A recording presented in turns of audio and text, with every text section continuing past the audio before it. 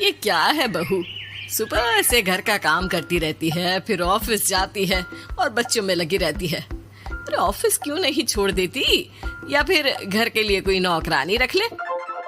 कैसी बात कर रही है माँ, जानती तो है ना अभी इनके ऊपर कितना लोन है। थोड़ा ही सही मदद कर देती हूँ तो अच्छा लगता है, और अभी उनको मेरे पैसे की जरूरत भी तो है। सुधा चंदर को बचपन से प्यार करती थी। एक ही मोहल्ले में खेल कूद कर बड़े हुए दोनों। जहाँ सुधा संपन्न परिवार से थी तो वहीं चंदर का परिवार आर्थिक परेशानियों से जूझता ही रहा। लेकिन सुधा की जिद के आगे किसी की नहीं चली। सुधा, कल ऑफिस जल्दी जाना है और 2 दिन के लिए गुजरात ऑफिस के काम से भी जाना होगा। अरे कैसी बात कर रहा है बेटा, बहू को अगले महीने बच्चा होने वाला है, इस वक्त तो उसके साथ रहे। अरे कोई बात नहीं ना माँ, उनको जरूरी काम होगा, वरना मेरा चंदर ऐसे वक्त में मुझे छोड़कर कभी नहीं जाता। चंदर सुबह घर से निकलता तो आधी रात को घर में घुसता, वो भी शराब के नशे में। चंदर की माँ उसे खूब समझाती। अरे माँ, देख रही हो ना कितना कर्जा है सर पर, काम करना पड़ता है, दिन रात काम नहीं करूँगा तो घर कैसे चलेगा। अरे लेकिन बहू को भी तो देख लिया कर, इस हालत में भी घर का बाहर का सारा काम करती है। चंदर तो जैसे माँ की बात सुनकर भी अनसुना कर देता है। ऑफिस के बाद चंदर का फोन माँ के पास आता है। माँ, वो ऑफिस के काम से आज रात के लिए पास के शहर के ऑफिस जाना पड़ रहा है, कल सुबह आ जाऊंगा। सुधा रात को कमरे में सो रही होती है कि उसके पेट में दर्द होता है। सुधा चंदर को वीडियो कॉल करती है। इनको फोन कर लो, शायद कुछ आराम मिले। लेकिन 10 बार फोन करने पर भी वो सुधा का फोन नहीं उठाता।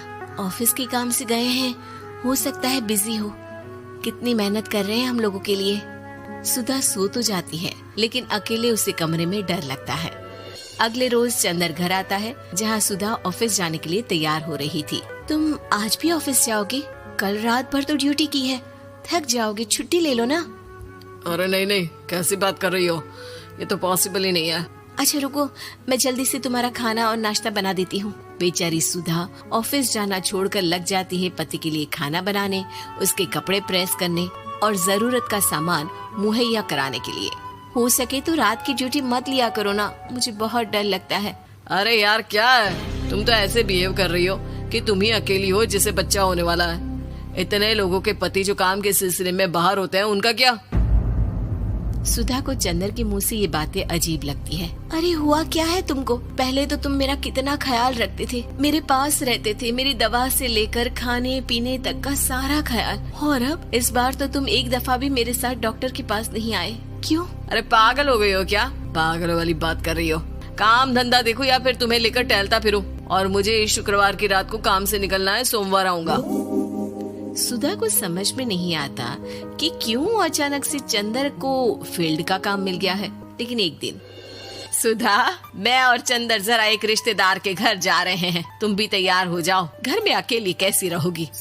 अरे नहीं नहीं, इस हालत में इसे लेकर जाना ठीक नहीं है। अरे लेकिन मैं ऑफिस भी तो जाती हूँ, फिर घर में अकेले। चंदर उसकी कोई बात नहीं सुनता। वो सीधा कार निकाल कर माँ को लेकर चला जाता है। सुधा घर के काम में लग जाती है कि अचानक उसकी नजर चंदर के बैग पर पड़ती है, जिसमें एक कागज दिखाई देता है। इनकी कागज भी ना इधर उधर फैले होते हैं, एक भी खो जाएगा तो बवाल करेंगे।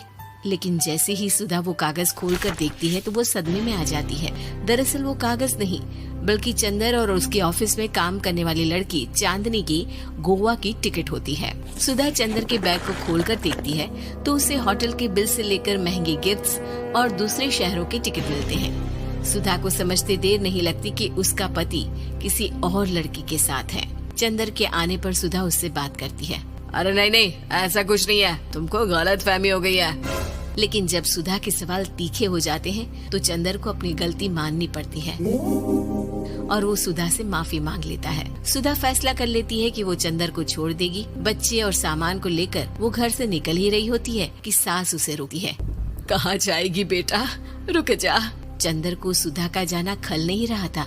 वो झूठे मुंह भी उसे रोकने की कोशिश ही नहीं कर रहा था। सुधा चंदर को देखती है और मायके चली जाती है। मायके में माँ कहती है, अरे आज से कैसे घर छोड़कर आ गई? कौन सा चंदर तुझे छोड़ रहा था? माफी तो मांग ली थी ना। देखो बेटा, बेटी डोली में जाती है और अर्थी में ही निकलती है। पर पापा, मेरा आत्मसम्मान। उसका क्या? आपने मुझे पढ़ाया लिखाया है, इस लायक बनाया कि मैं खुद का खर्चा उठा सकूं, बेटी को पढ़ा सकूं, एक अच्छा जीवन पाऊं।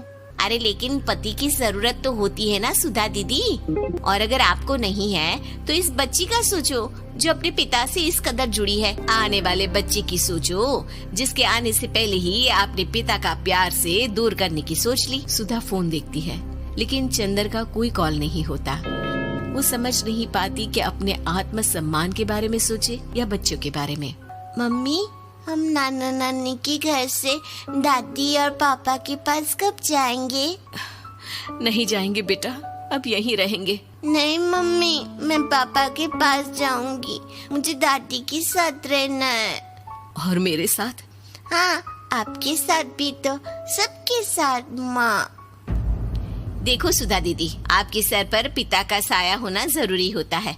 अपने घमंड के लिए पिता और बेटी को अलग मत करो। सुधा अब सामान उठाकर अपने ससुराल जाने लगती है, लेकिन मन में सवाल रह जाता है कि जिसे दुनिया घमंड समझ रही है वो उसका आत्मसम्मान था। चंदन ने माफी जरूर मांग ली, लेकिन कभी ये एहसास नहीं दिलाया कि वो सिर्फ उसी का है।